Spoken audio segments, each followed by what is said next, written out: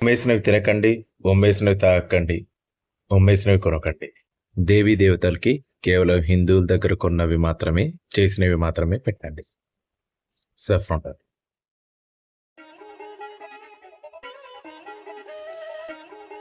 Imagine the Quran as a journey, a narrative unfolding across two distinct landscapes, Mecca and Medina. In the serene, contemplative verses revealed in Mecca, the tone is often poetic, focused on spiritual reflection and the core tenets of faith. But as the narrative shifts to the bustling, politically charged environment of Medina, a palpable change occurs. The verses, now infused with the realities of a nascent community facing external threats, begin to address matters of defense and conflict.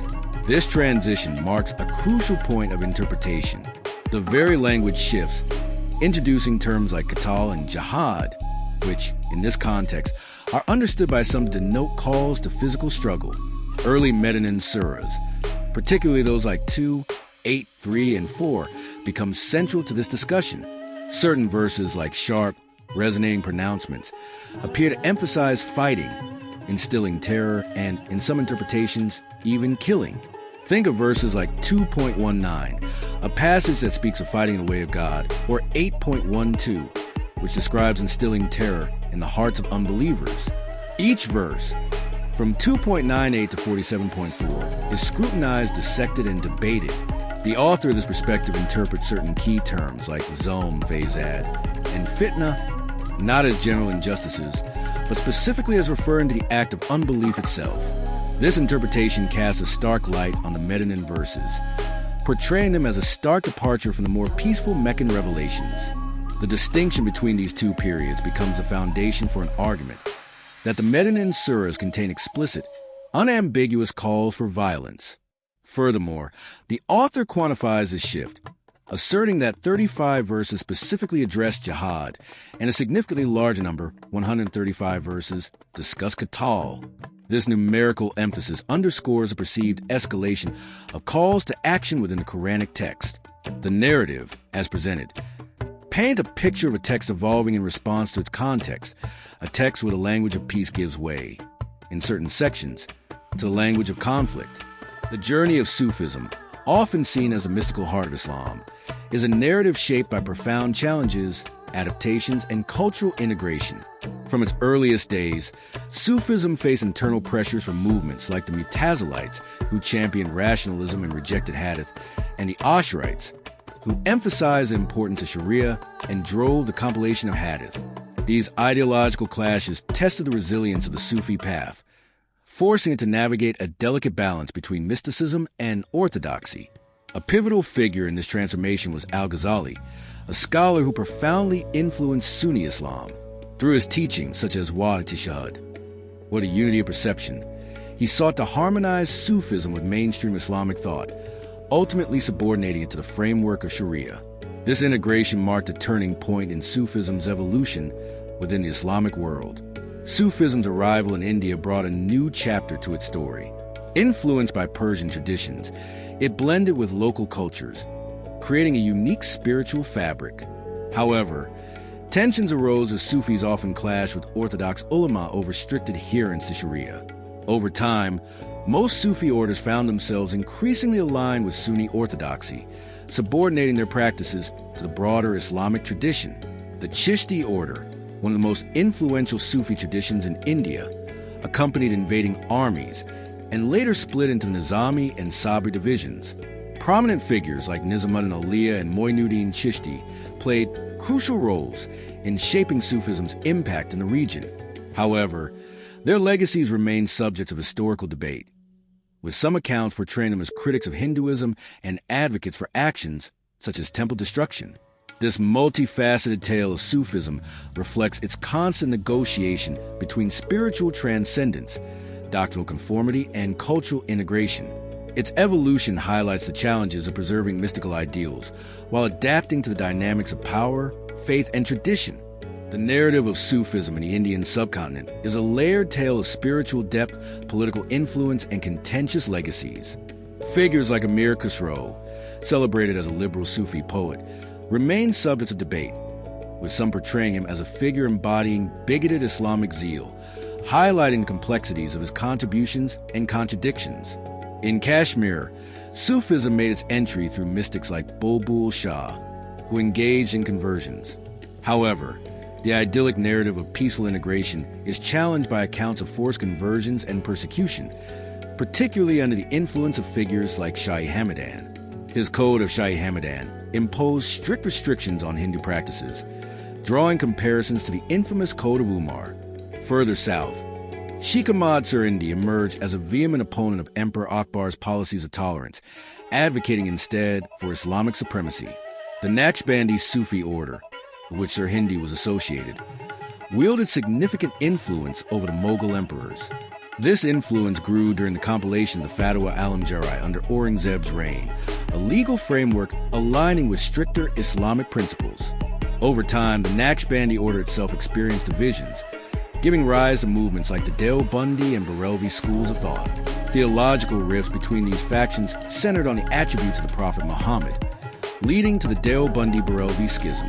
Notably, the Deobandi faction played an active role in India's 1857 revolt against British rule, intertwining religious ideologies with resistance to colonial power. This rich and complex history underscores the dualities of Sufism in the Indian subcontinent, oscillating between mysticism and orthodoxy, inclusion and exclusion, and spiritual guidance and political influence. Its legacy continues to inspire debate and reflection, revealing the intricate interplay of faith, power, and identity. The narrative surrounding Sufism, often celebrated for its mystical depth and spiritual lore, finds itself intertwined with controversies over its historical practices and broader implications. While Sufism is commonly associated with peace and tolerance, the text in question challenges these perceptions by emphasizing that Sufi practices do not inherently preclude instances of violence and fanaticism. A critical theme explored is the subordination of ihsan, the practice of spiritual excellence, to the foundational elements of Islamic faith, iman and law, din. This relationship raises questions about whether Sufism's mystical pursuits truly transcend the constraints of orthodoxy, or they remain firmly anchored within it. The idea of Sufi syncretism, which suggests a harmonious blending of spiritual traditions and peaceful coexistence, is also scrutinized. Rhetorical questions are employed to cast doubt on the commonly held image of Sufi tolerance, prompting a deeper investigation into the complex dynamics between Sufism and broader Islamic doctrines. The text delves into historical accounts highlighting episodes of intolerance and violence linked to certain Sufi groups, offering a counterpoint to the idealized view of Sufism as a purely pacifist tradition.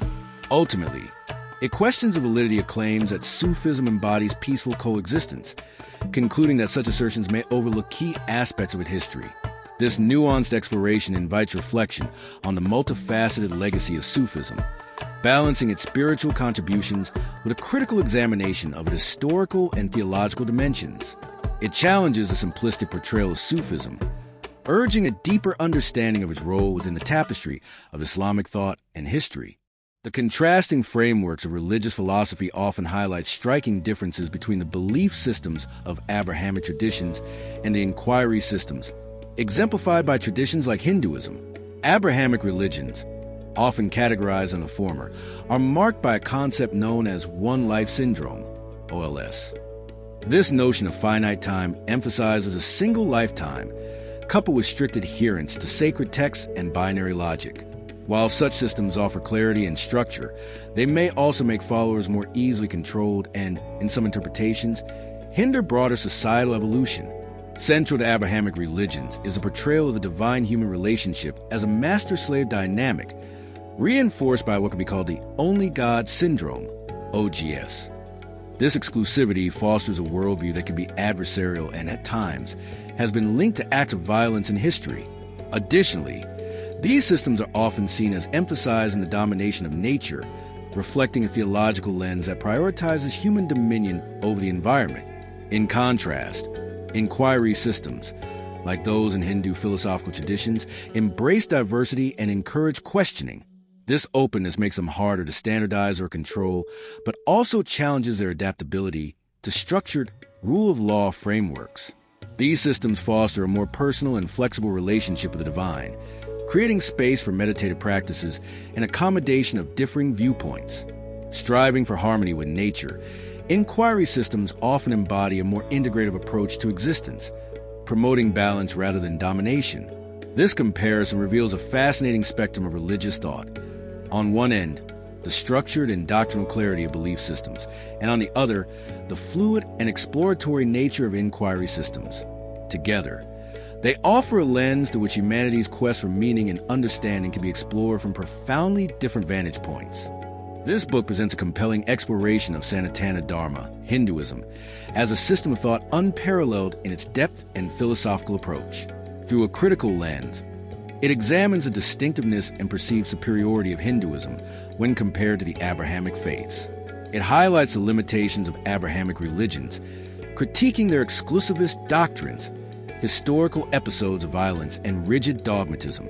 These faiths are characterized as belief systems, which, according to the book, impose constraints through finite time, binary logic, and strict adherence to sacred texts.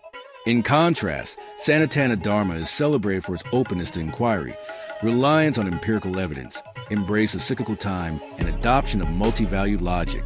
These attributes, the text argues, nurture a path of self-realization and spiritual exploration, setting it apart as an inquiry system. This philosophical framework fosters not only personal enlightenment, but also profound harmony with the broader universe. The narrative delves deeply into the intricacies of Hindu philosophy and symbolism, uncovering layers of meaning that connect humanity, nature, and the cosmos.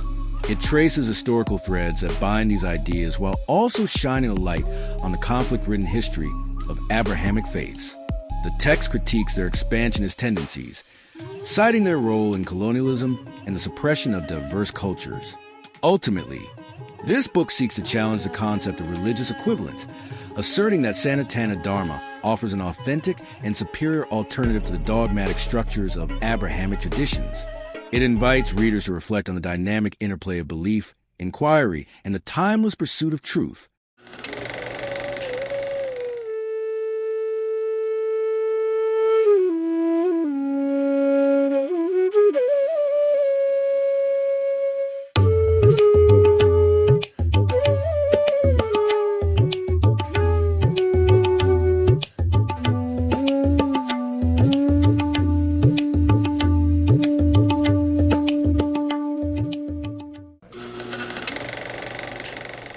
ఉమ్మేసినవి తినకండి, ఉమ్మేసినవి తాగకండి, ఉమ్మేసినవి కొనకండి.